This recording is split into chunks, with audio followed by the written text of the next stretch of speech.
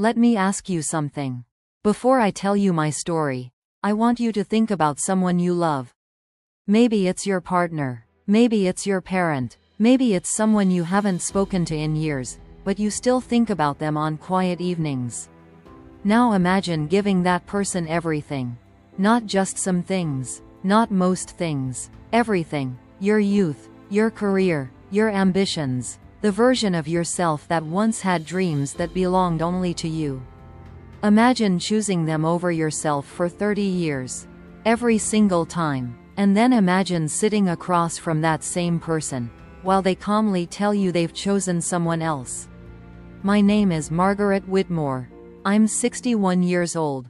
And 3 years ago, the man I had loved since I was 22, the man I built a life with, raised children with, stood beside without hesitation, looked at me and decided I was no longer the woman he wanted.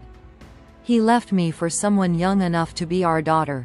In the weeks that followed, I experienced a kind of grief I didn't even know had a name. Not just grief for the marriage, but grief for the woman I had slowly erased while making sure everyone else was okay. But here's what you need to hear. 21 days after he walked out of that house, his lawyer called me. And what I learned during that phone call changed everything. I'm not going to rush this story. It deserves better than that. Because the real truth lives in the small details people usually skip over. So stay with me. This isn't just a story about betrayal. It's about what happens when a woman who has spent 30 years shrinking herself finally decides to stand up straight. But to understand what I reclaimed, you need to understand what I built. So let me take you back. Chicago. I was 22 years old, standing at a crowded apartment party holding a plastic cup of cheap wine, wondering if I had worn the wrong shoes.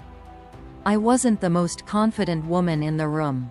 I never had been. I was the girl who read too much, felt too deeply, the one people called too sensitive, like it was something I should fix. But I had plans. I was going to be an interior designer.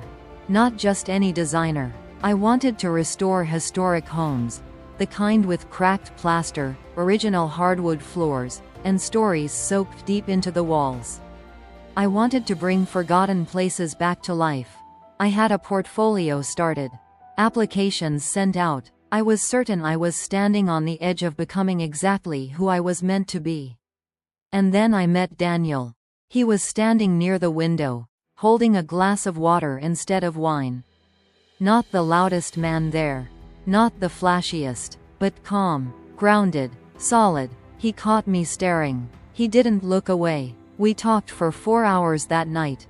About everything. About nothing. About the kind of lives we imagined for ourselves. He was 26, working at a consulting firm, quietly dreaming about starting something of his own. For a girl who grew up in a house full of unpredictability, a father who left, a mother who struggled, Daniel felt like shelter. I didn't fall in love all at once. I fell in love slowly, safely, the way you do when you finally feel steady ground beneath your feet. We dated for 2 years.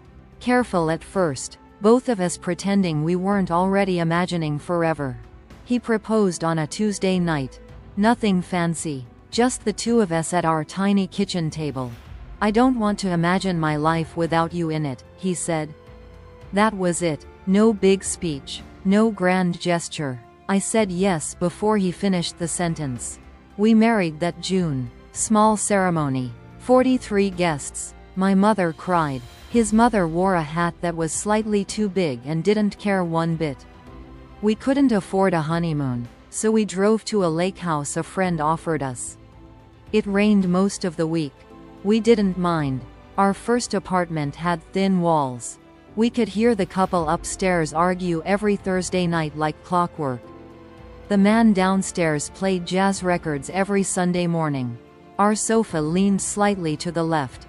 The kitchen table had one short leg we fixed with folded cardboard. The bedroom window leaked when it rained hard. We called the furniture vintage. We called the leak character. We called ourselves happy. And we were. I want to be clear about that. Whatever came later, in those early years, we were genuinely happy. We were building something. You could feel it, that electric sense of two people moving toward a future together. Daniel started talking seriously about leaving his consulting job and starting his own firm. He already had a name picked out: Whitmore Consulting. He had a business plan he'd been quietly refining. 2 potential clients who had shown interest. What he didn't have was enough savings to survive the leap. "I'll keep working," I told him. "You build it. We'll figure the rest out." He looked at me the way he used to back then, like I was the best thing that had ever happened to him.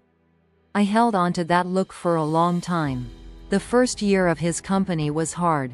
Not because we fought. We were too tired to fight. It was hard because money was tight. Really tight. I checked our bank account before bed and again in the morning, as if the numbers might magically improve overnight. I worked full-time at a property management firm. It wasn't interior design. It wasn't the dream, but it paid the bills. It had benefits. It kept us steady while he built something from nothing. I told myself my design program could wait. Just temporarily. Temporary has a way of becoming permanent. Slowly, things began to shift. Daniel landed his first real client. Then another. Then referrals started coming in. He worked 18-hour days. There were nights he came home long after I was asleep and left again before I woke up. But he was building something. And I believed in him. When he doubted himself, and he did, more than anyone knew, I was the one who steadied him. I reminded him who he was. I reminded him why he started. I wasn't the headline of that story. I was the foundation. Our son James was born in the spring of 1992. 3 weeks early. Small, loud, perfect. The moment they placed him in my arms, something inside me shifted forever. That summer, we bought a house in the suburbs. 3 bedrooms, a yard, sidewalks, a school 2 blocks away, neighbors who brought casseroles and asked about your day. It felt like proof that the risk had been worth it. 18 months later, our daughter Claire arrived. 2 babies, 2 cribs, 2 car seats, a house that suddenly felt much smaller. Those years were a blur of exhaustion. Anyone who's lived it understands. If you haven't, there aren't enough words to explain it. And somewhere in that blur, without a formal conversation, without even really deciding, I stepped away from my job. It made sense. Childcare would have taken almost my entire paycheck. Daniel's company needed him fully.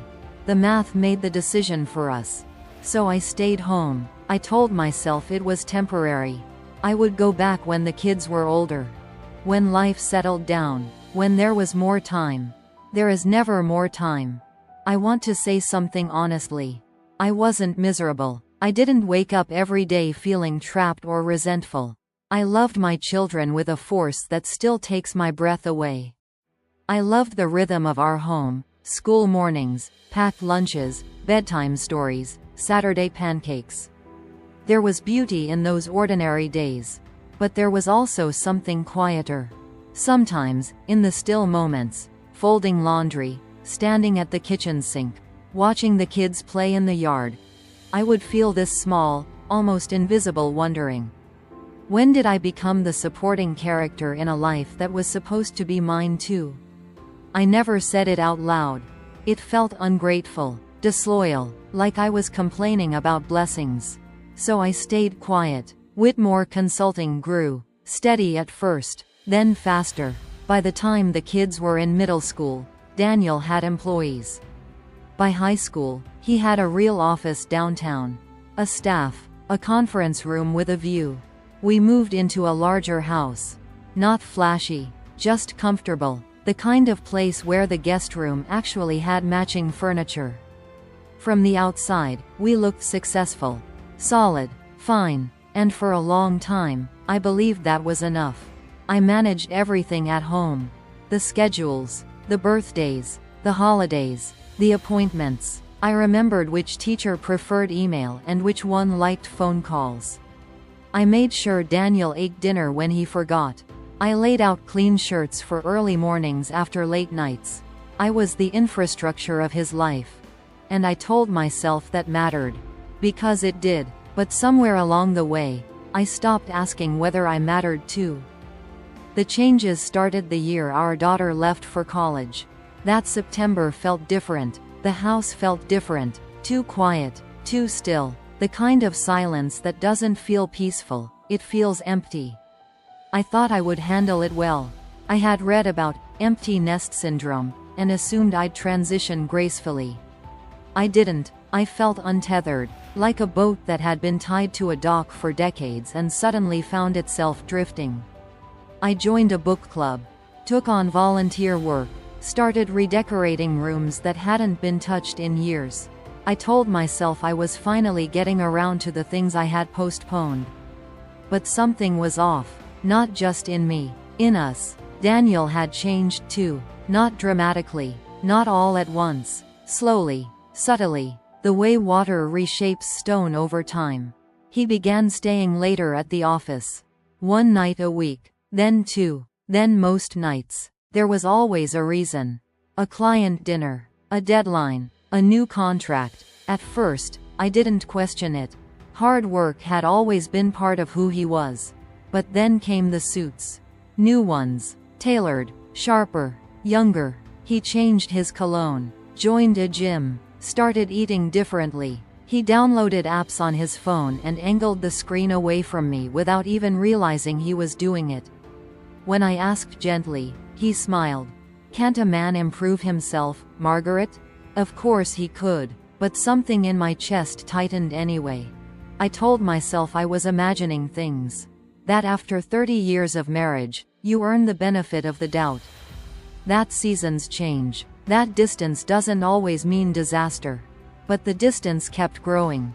At dinner, he scrolled through his phone.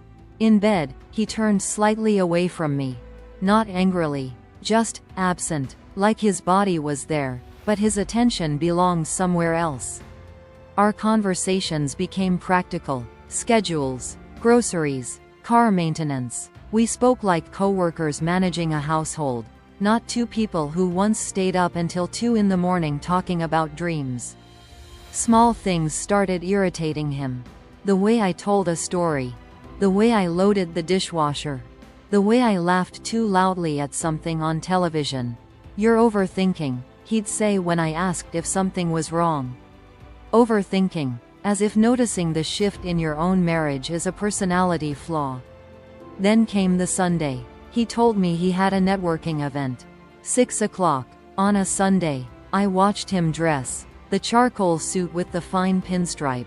The blue tie I had given him for our 25th anniversary. He stood in front of the mirror adjusting it, studying himself with a quiet satisfaction that felt private.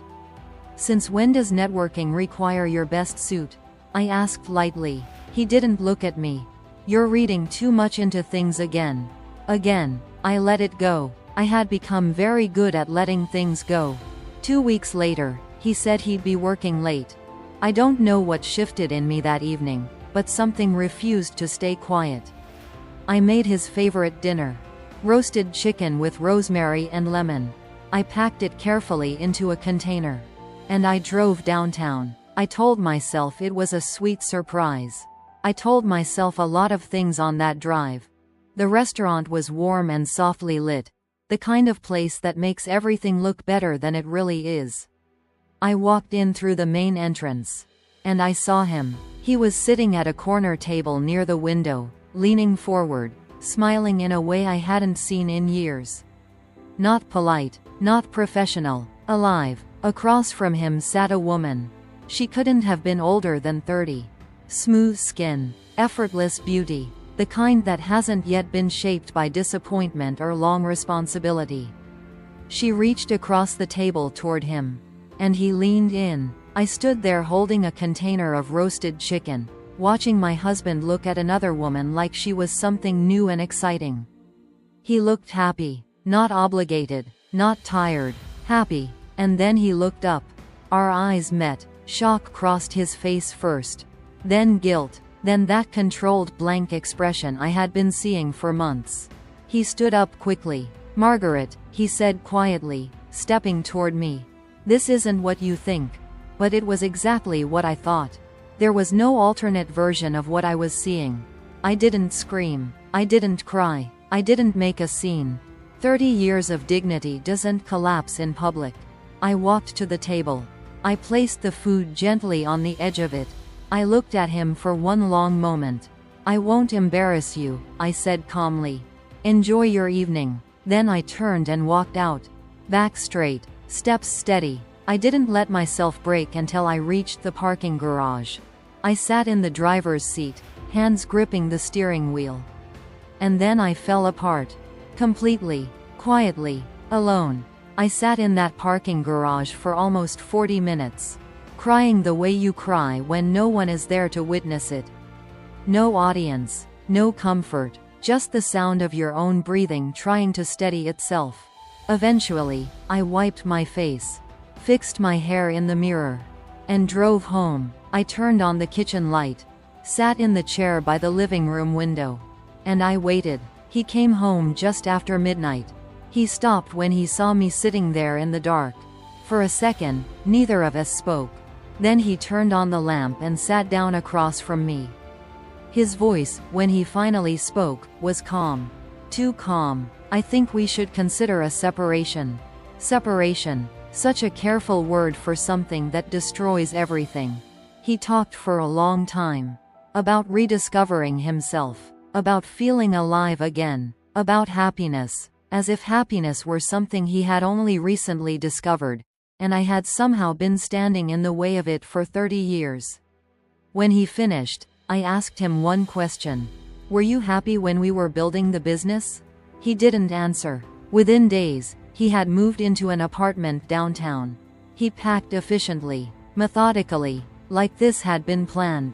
2 suitcases, his books, the good coffee maker. He left the wedding album behind. 3 weeks later, he filed for divorce. The house felt enormous after that. Too quiet, every room echoing with memory. I was 61 years old. No career to return to. No husband beside me. My children living their own lives in other cities. And the future, the one I had always imagined we would walk into together, was suddenly mine alone. Then, 21 days after he walked out, my phone rang. Unknown number. I almost didn't answer, but something told me to pick it up. "Mrs. Whitmore?" "Yes. This is Attorney Collins. I represent your husband. There are some financial matters I believe you may not be fully aware of. It would be important for us to speak." Financial matters. I braced myself. I assumed this was where things would get uglier. Where I would learn how little protection I actually had. "All right," I said carefully. There was a pause. Papers shifting on the other end.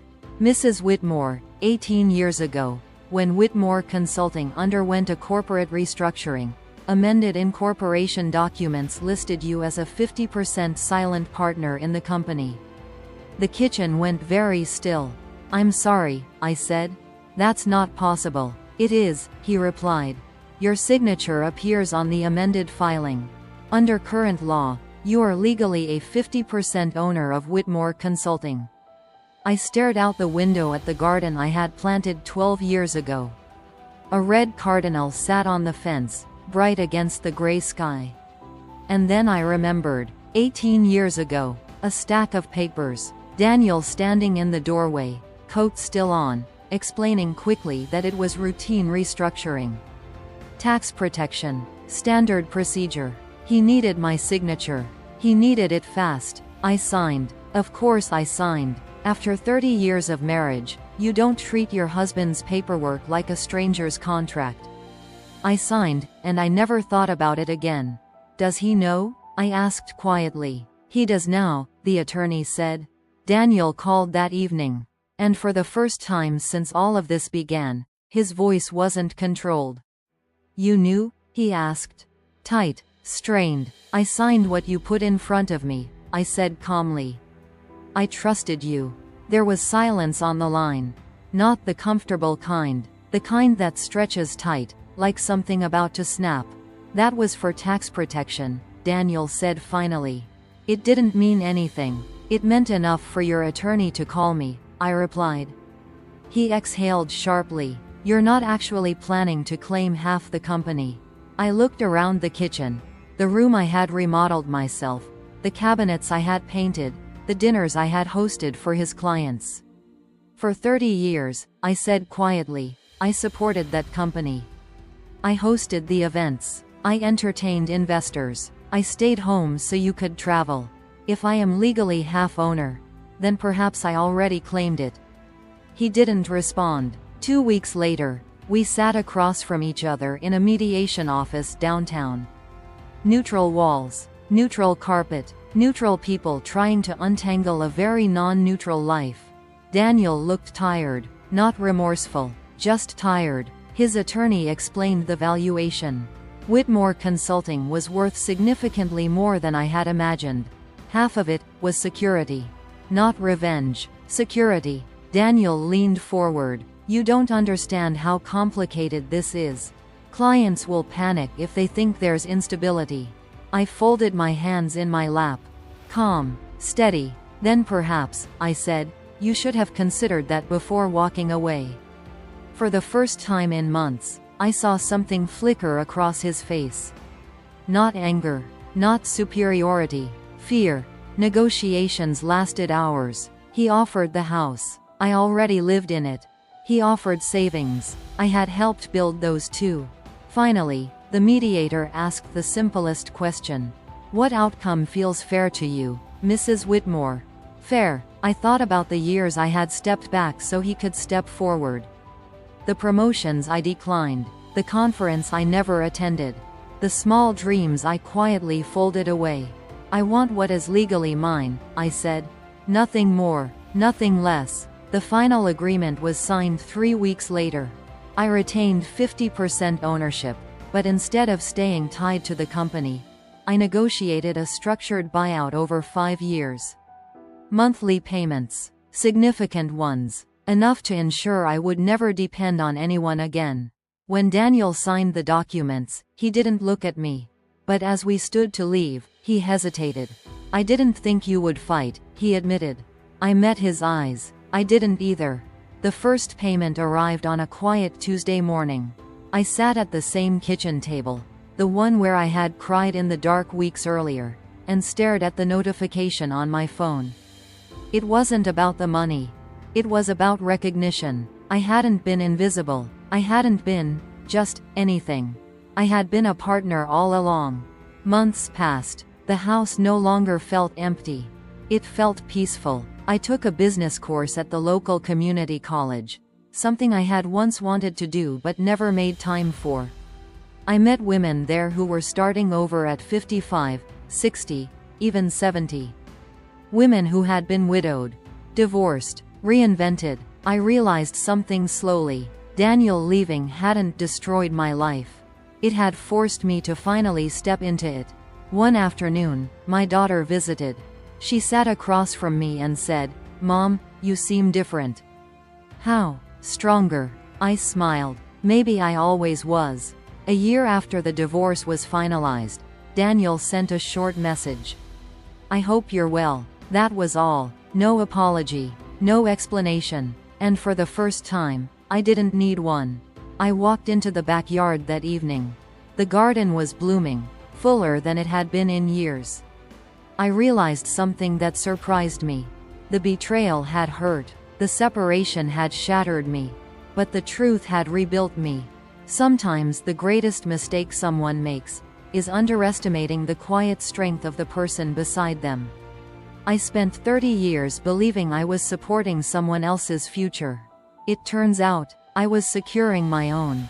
And if you're listening to this right now, if you've ever been told you were just a wife, just a mother, just a supporting role, let me ask you something. What documents have you signed in your life, without realizing your worth was already written into them? Sometimes the power was always yours. You just hadn't been forced to see it yet. If this story resonated with you, tell me in the comments. Would you have claimed your half? And if you've ever rebuilt yourself after 50, I would love to hear your story. Because strength doesn't fade with age. Sometimes, it finally reveals itself.